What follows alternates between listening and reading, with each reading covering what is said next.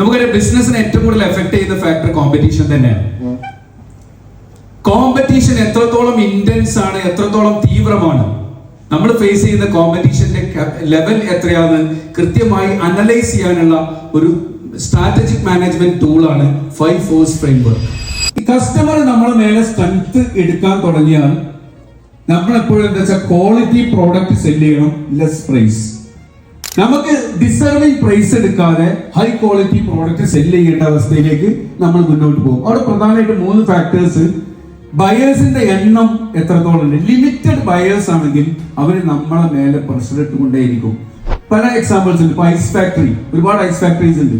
Limited ഒരു 4-5 supply കസ്റ്റമേഴ്സിനായിരിക്കും ഒരു ice factory supply ചെയ്യുന്നത്.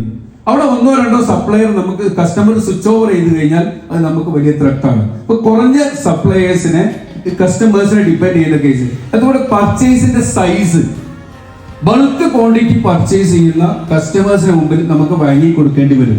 സ്വിച്ചിങ് കോസ്റ്റ് എന്ന് വെച്ചാൽ പ്രധാനമായും കസ്റ്റമേഴ്സിനെ സംബന്ധിച്ചിടത്തോളം നമ്മൾ ഈസിയായി നമ്മുടെ അടുത്ത് നിന്നും നമ്മളെ കോമ്പറ്റീറ്റേഴ്സിലേക്ക് മാറാൻ അവർക്ക് എളുപ്പമാണെങ്കിൽ നമ്മുടെ കസ്റ്റമേഴ്സിനെ ലൂസ് ചെയ്തുകൊണ്ടേയിരിക്കും.